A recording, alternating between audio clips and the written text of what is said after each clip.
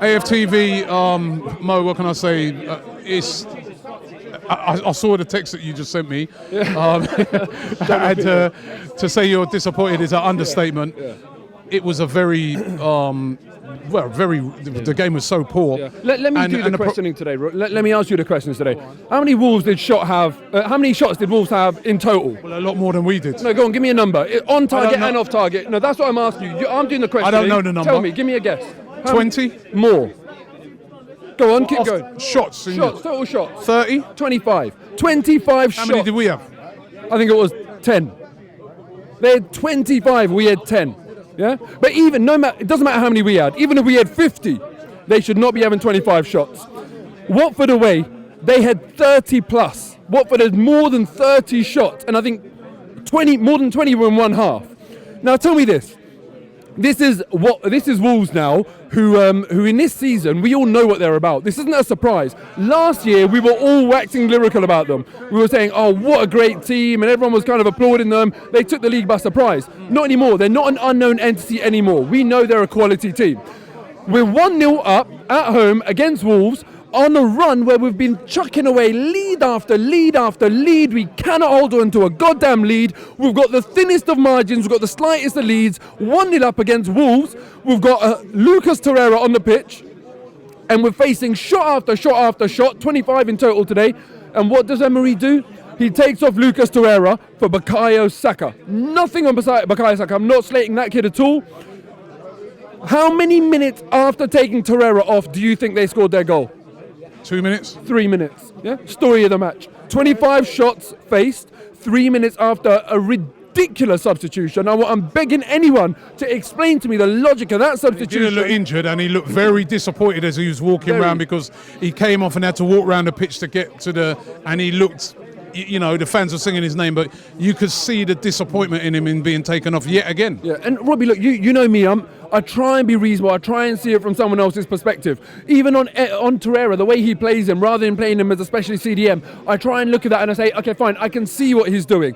He wants to play out the back. Ceballos is great on the ball. He's better than Torreira on the ball. So maybe he wants it to receive deeper and help us transition out of the back. I can understand that. In terms of winning the ball high up the park, if Torreira does that, that will create chances. I can understand that. I don't agree with it. For me, Torreira is a specialist CDM, play him in that role. Ceballos, he's very good with the ball, put him around that crowded space around the box. That's what I do, but I can at least see it from Emery's point of view.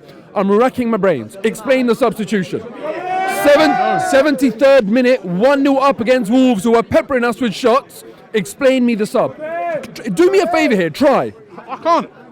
And I can't explain why Pepe didn't come on.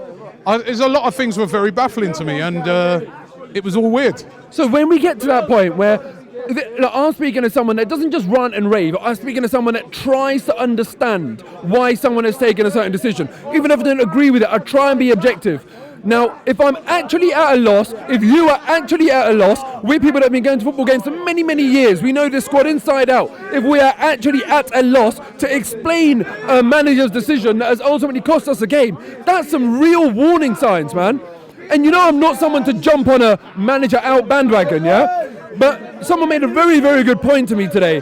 And they said that, look, when it comes to leadership, we've got this new structure. A lot of us are talking about, now that the manager's gone, things will improve because it's not Gazidis anymore. It's Sanlehi and it's Vinay and all of those lads.